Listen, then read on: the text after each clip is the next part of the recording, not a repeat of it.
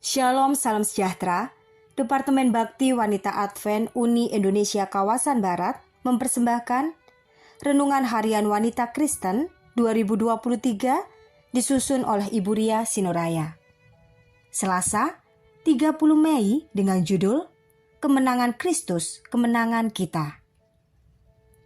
Firman Tuhan di dalam Wahyu 12 ayat 11, dan mereka mengalahkan dia oleh darah anak domba dan oleh perkataan kesaksian mereka, karena mereka tidak mengasihi nyawa mereka sampai ke dalam maut.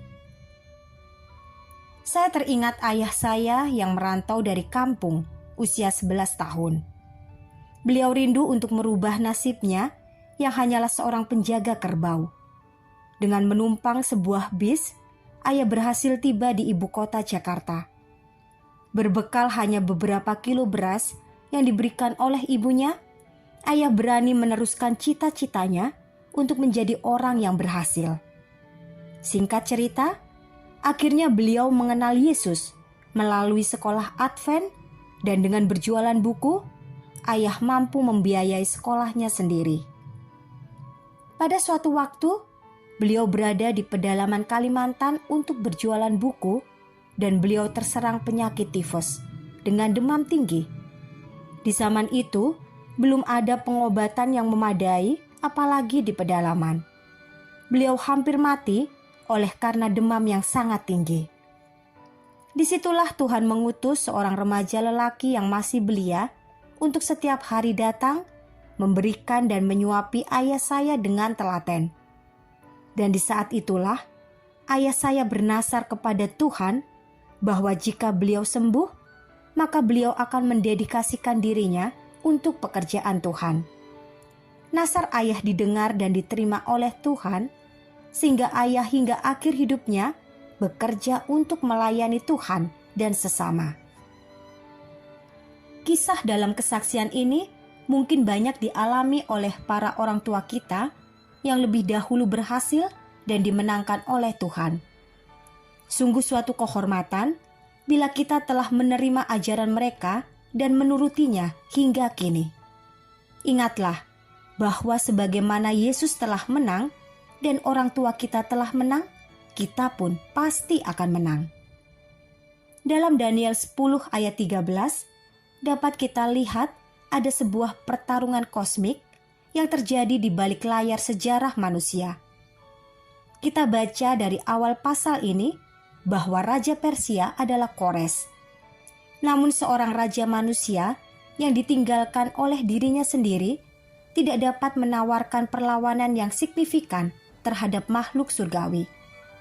Ini menunjukkan bahwa di belakang raja manusia berdiri agen iblis yang menghasut Kores untuk menghentikan bangsa Yahudi membangun kembali bait suci. Ini pun terjadi saat Raja Tirus mewakili iblis, kekuatan roh di belakang raja manusia dari kota itu, baca Yehezkiel 28. Sementara setan berjuang untuk mempengaruhi penguasa-penguasa tertinggi dari kerajaan Media Persia supaya berlaku kurang senang kepada umat Allah, maka malaikat-malaikat bekerja demi keselamatan orang-orang yang berada dalam pembuangan saat itu. Melalui kitab Daniel, kita diberi sepercik kenyataan atau bukti tentang perjuangan yang dahsyat ini antara kekuatan-kekuatan kebaikan dan kuasa-kuasa kegelapan. Ketika kita menghadapi kekuatan jahat, kita dapat memiliki iman kepada Yesus sebagai pemenang kita. Dia mengalahkan iblis di awal pelayanan di bumi. Dia mengalahkan iblis di padang gurun ketika diserang dengan godaan.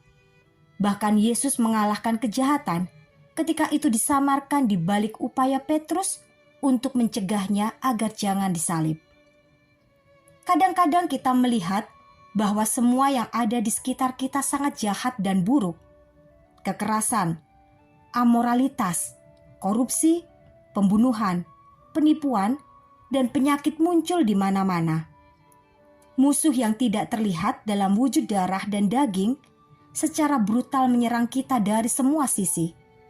Tetapi percayalah, betapapun sulitnya pertempuran yang harus kita hadapi, Yesus berjuang untuk kita dan berdiri sebagai pemimpin dan imam besar kita di bait suci surgawi.